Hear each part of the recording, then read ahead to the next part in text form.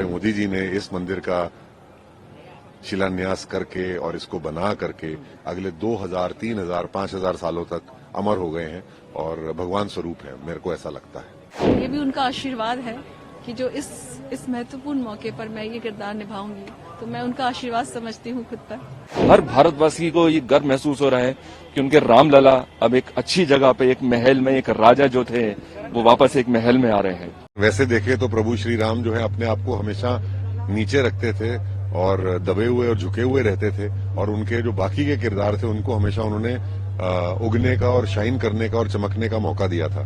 तो ये बहुत अहम किरदार है, और ये किरदार नहीं, अब तो मेरे अंदर, मेरे कण कण में राम बसते हैं। 2020 से मैं इस लीला का मंचन कर रहा हूँ, अयोध्या जी में आके कर रहा हूँ, और पूरे विश्व में लाइव दिखाई जाती है। पिछले साल 36 करोड़ लोगों ने देखा।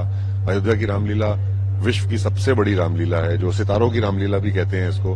50, 60, 70 से ज्यादा सेलिब्रिटीज होते हैं इसमें, छोटे बड़े मंच के कलाकार सब मिला के 70-80 सेलिब्रिटीज आते हैं इसमें। और आप विश्वास मानिएगा कि ये सारे के सारे जितने भी सेलिब्रिटीज हैं ये भक्ति भाव को ही आते हैं, नहीं तो और उनको कोई पॉलिटिशियंस भी आते हैं, अभी भी आ रहे हैं, मनोज तिवारी जी आएंगे, रवि किशन जी आते हैं, निरहुआ जी आते हैं, बहुत लोग आते हैं।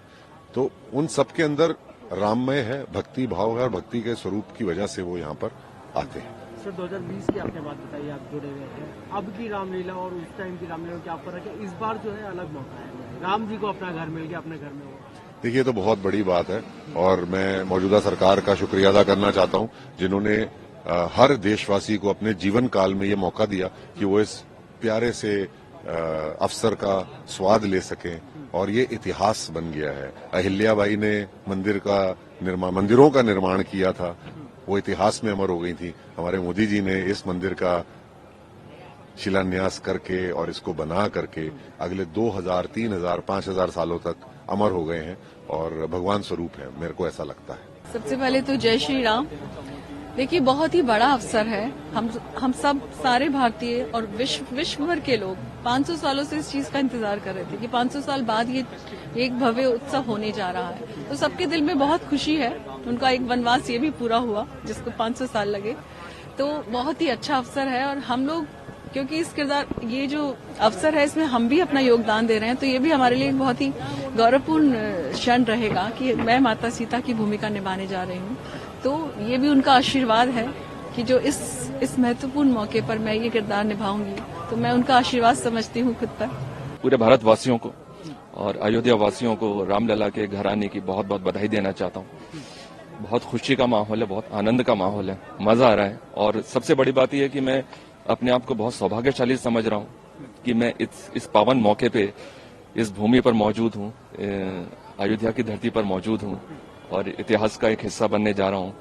रामलीला कर रहा हूँ, रावण का किरदार निभा रहा हूँ, तो ये बहुत अच्छी बात है। बहुत अच्छा महसूस कर रहा हूँ मैं, बहुत मजा आ रहा है।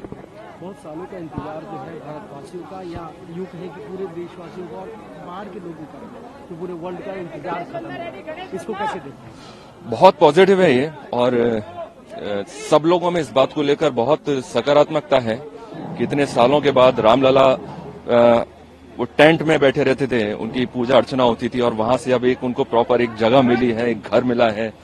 तो अगर किसी को घर मिल जाए, तो एक साधारण मनुष्य को भी एक घर मिलता है तो बहुत खुश होता है।